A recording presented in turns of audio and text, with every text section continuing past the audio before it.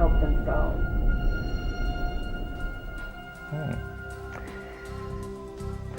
Self-acceptance, I think, is good.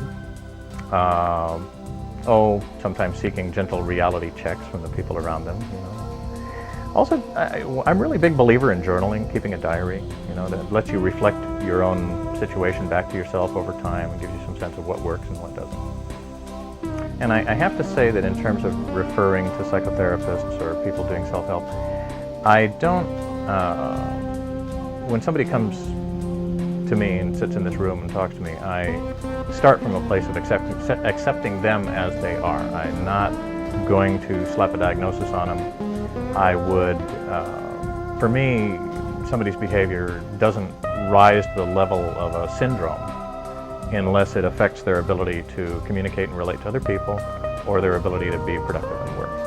If they can work, if they can love and relate to other people, then, well, they may be eccentric as hell, but they're not crazy in life. If it's interfering with those things, I will always do what I can with someone. But, very often I will refer them to help. I don't do ongoing therapy with people. I'll tend to sit and frame a person's situation for them and look at what I see and tell them what I see. And this is by no means, the voice of God over here. I mean, I've been wrong on occasion, but people pay me to tell them what I see. And I have, you might call it an honesty compulsion. I will not censor information that might be negative or problematic for the person. But you might say I'm the incredible human mirror. I sit here and reflect back to people what I see of them. And they can take the information and do with it as they will. But no, I'm not at all averse to referring someone to a therapist if it seems called for. Is it easier to relate to people when you're doing a reading, or is it easier to deal with people just in real life, real time? If you have a preference to. Well, that's a very interesting question as well. I hadn't thought about that. I would say that sitting in a session, I really enjoy reading people and talking to them in session, but the relationship there is more, I'm given a lot of authority in a session, so I'm doing a lot of the talking, I'm explaining to people what I see. Out and dealing with the public in general, or friends and family and relatives, I don't enjoy the same status. They don't all think of me as the great psychic telling them, my word is absolute. But I would have to say that I enjoy my life overall with people, interacting with people out in the world as well.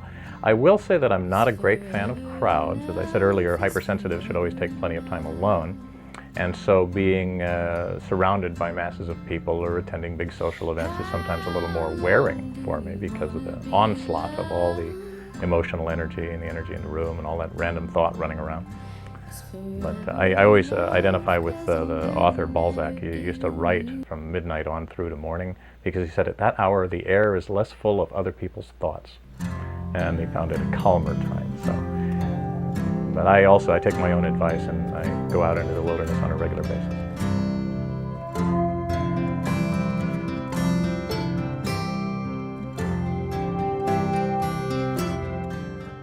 What part of living in the real world do you dislike the most?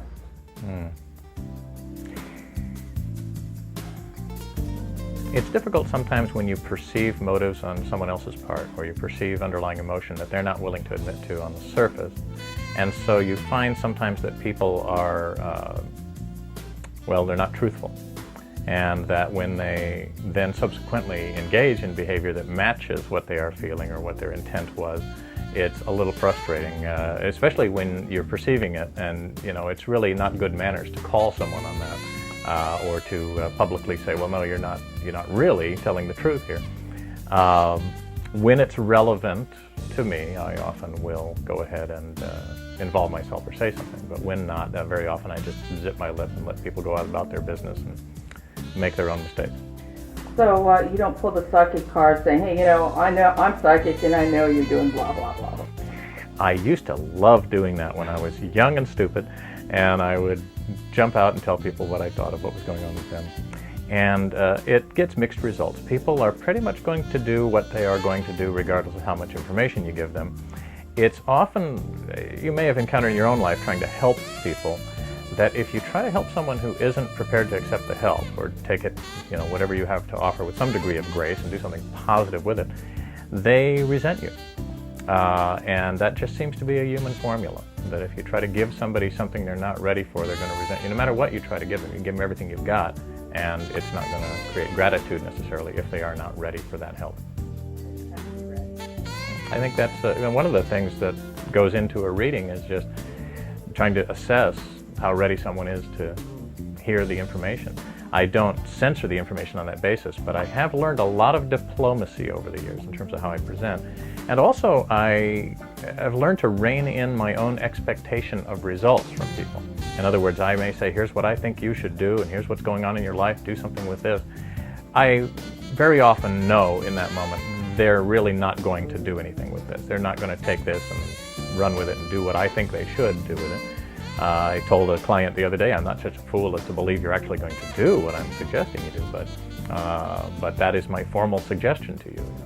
Go on record. That's why I tape my sessions, so that people will have a little bit of a record and can't reinterpret or misinterpret as easily what I said to them.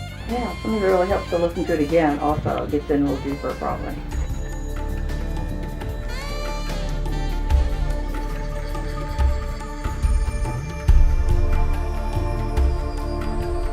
So as I'm listening to you, I really can't help but think that you really do sound like a psychotherapist kind of person, the way that you're talking about accepting people and sort of knowing the human condition of how we all take time to understand things and want things. So I'm wondering this.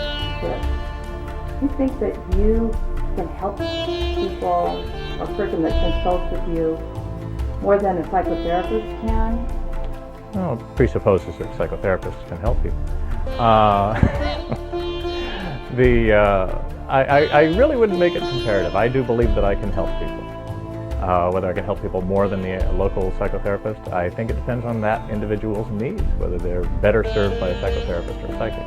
As I say, I can work a little faster sometimes. And of course, brief therapy is now coming into vogue. Insurance companies love it. Move fast.